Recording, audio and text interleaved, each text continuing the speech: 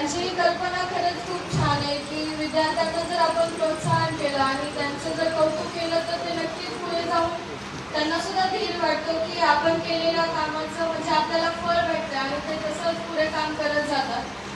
माझं आयुष्य म्हणजे मलाच याच्याबद्दल काही कळत नाही आहे, कारण की जी मानवीय हत्या माझ्या वडिलांची झाली त्याच्यातून हे दुःख आमच्यासाठी खूप मोठं होतं आणि त्यातच माझं एज्युकेशन, त्यामध्ये 12वीची परीक्षा असेल, नीटची असेल.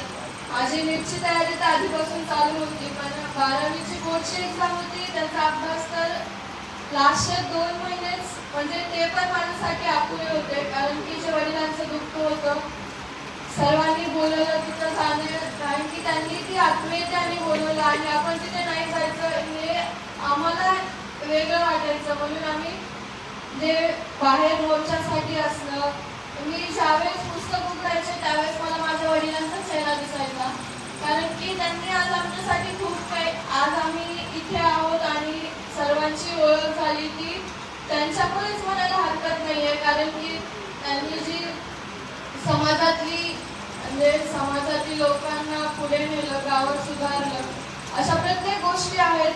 त्यांची जी झालेली हत्या आहे ते दुःखाचा डोंगर आमच्या देशमुख कुटुंबियांना नाही तर गावासाठी खूप मोठा होता.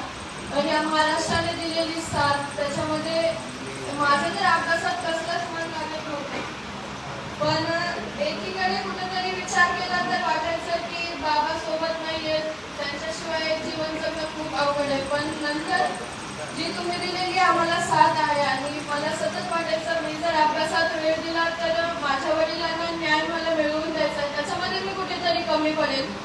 पण त्यावेळेस तुमच्या सर्वांचा हात आमच्या हातात आला, तुम्ही चाचाच्या आमच्या कुटुंबाच्या पाठीमागे खंबीरपणे उभा राहिलात. मला त्यावेळेस ते कुठेतरी वाटलं की माझ्या वडिलांना न्याय मिळवून देण्यासाठी आपण सर्व आहोत, सर्वजण आहेत आणि तुम्ही तर म्हणजे अशा आमच्या पाठीमागे आहात की तुम्ही आमची साथ कधीच सोडणार नाही हा विश्वास मला आहे. जसं न्याय मिळूच तर नाही तर आमच्या पुढील वाटचालीसाठी जे माझे लहान भावंड आहेत त्यांना सुद्धा तुमची खरंच खूप गरज आहे. जसं तुम्ही आजपर्यंत आम्हाला साथ दिली तशी आमच्या पुढील आयुष्यात देखील तुम्ही साथ द्या. मी तुम्हाला विश्वास देते की जसं तुम्ही आमच्या म्हणजे माझ्या वडिलांच्या डोळ्यात कसं आमच्याबद्दलचं स्वप्न होतं, त्यांना आम्हाला पूर्ण मोठं झालेलं पाहायचं होतं, पण आमच्या आयुष्यात ही वाट आमच्या आयुष्यात